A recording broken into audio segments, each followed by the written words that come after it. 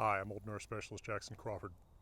This is the second video in my new series about rune origins, following the very first one, which is just a general introduction to this series and the problems of rune origins.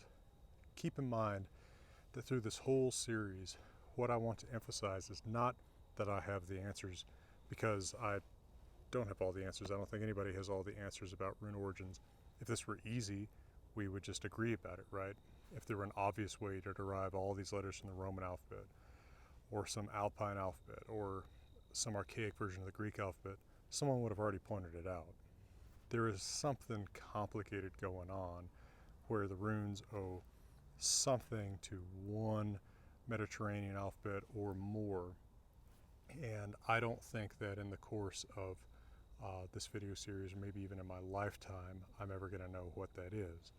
What I want to do is introduce you to what I think is a real fascinating mystery, and maybe give you the tools for figuring it out yourself.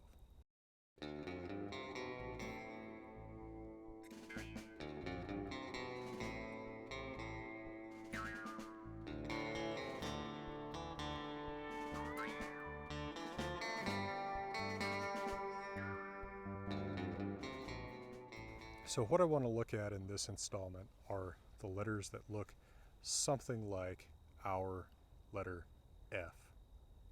This is interesting because there are really three letters that have a strong graphic resemblance to F.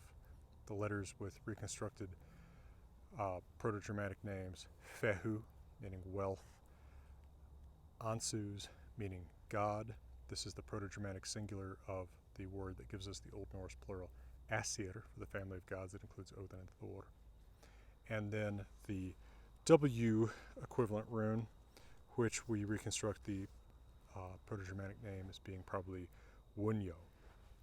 Now, I have a whole video about how we reconstruct rune names. It is not a perfect process.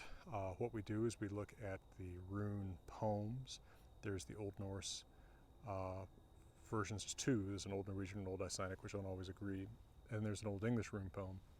But since the Old Norse poems are written in the context of the Younger Futhark, which loses 8 of the letters of the Elder, we don't have Old Norse reflexes for 8 of the names of runes in the Elder Futhark. There we have to rely on the Old English rune poem alone, together with what Alcuin says were the names of the Gothic letters, which clearly have some relationship to the rune names. So check out my video about reconstructing rune origins for more about all that. For these, there's nothing particularly in the names that gets us anywhere for their origins. You know, money, God, and like joy, right? I mean, you know, what else could one wish for? What's interesting though is that, again, we have 3 letters that occupy graphic space, right? Look visually a lot like an F to us. Now, the reason I include the W in this is that the letter in the Greek alphabet that has a meaning of wa, the sound wa, what we read as W in English, looks like an F to us. This is the letter digamma.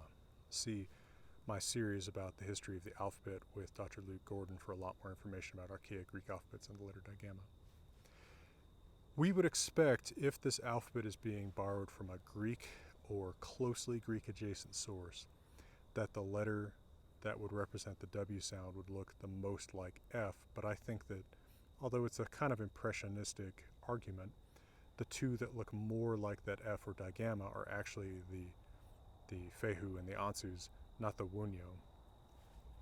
That kind of suggests to me that the very first model for this alphabet might not be a Greek alphabet with digamma, as otherwise you would expect that very prominent sound in the early Germanic languages, wa, would be represented by exactly the letter that represents that sound in archaic Greek. Now, it's still interesting that wa looks kind of like an F.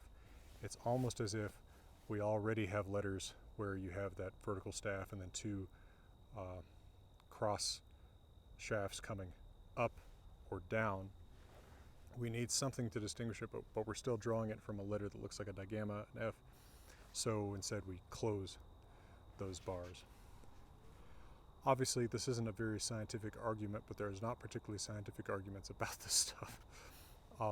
If the model is a Greek alphabet, then the Greek alphabet's digamma is, I think, coming in after this F and A letter, Fehu and Ansus, are already established in the alphabet. All right, I'll give you a couple more thoughts about this in a moment. Let me just give you a quick word from my sponsor.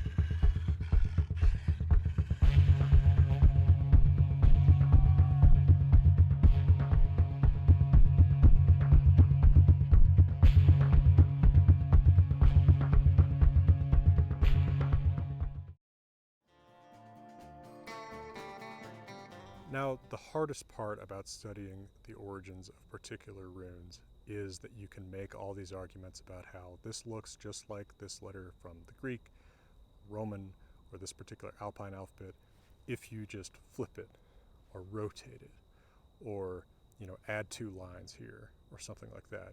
I think one of the most notorious examples of this is the rune Thurisaz, what becomes the letter Thorn or Thors in the adapted Roman alphabets for Old Norse and Old English. This has notoriously, to me, been argued to derive from a Roman capital D just with 2 lines added to it. Well, if we're adding 2 lines to something, we might, or subtracting 2 lines from something, then we might as well say this is from the letter I, right? Or if we're subtracting 2 lines, we might as well say it's from the letter R, right? There's a certain point where you can say, yeah, this looks like this, but since there's not an obvious single source alphabet, right, you can't really just play this matching game, right? A goes with 5 and 2 goes with E, because we can't even establish what that source is. So I'm really reluctant to do that, except in the moderately more responsible position of saying, here's some letters that look alike, here's some possible sources for them, what makes them look different and what makes them look alike. Well, let's consider the actual F, the Fehu rune. Now, what's interesting is that that letter digamma that looks like an F is old in Greek, right? We have the digamma from Phoenician wa. The only place where a letter that looks like F comes in the ancient world to stand for the sound F is Italy. So initially what happens is the Etruscans, when they borrowed the Greek alphabet, they write the F sound with digamma plus eta, right? So effectively FH. Now the Romans, when they borrow the Etruscan alphabet, they don't distinguish the vowel U from the consonant W, right, the W, in writing, so they write both with the letter U, or really looks like a V in Imperial Latin. So they are free to knock the H off of the FH compound and just use F for the F sound. That is a pretty good argument that Fehu actually comes from a Roman F, because really the Roman alphabet is the only place where that digamma-looking letter comes in the ancient world to stand for F.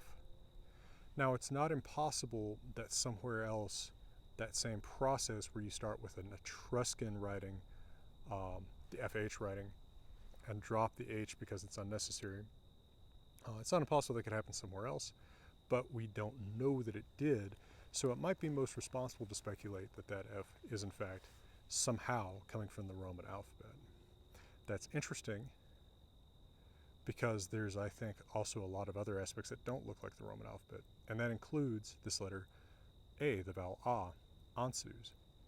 That looks profoundly like the way that alpha, or the letter A, is written in the alphabet for Lepontic, a Celtic language spoken in the Alps in 700s, 600s, 500s into maybe the 1st century AD, starting in the 600s, 500s BC.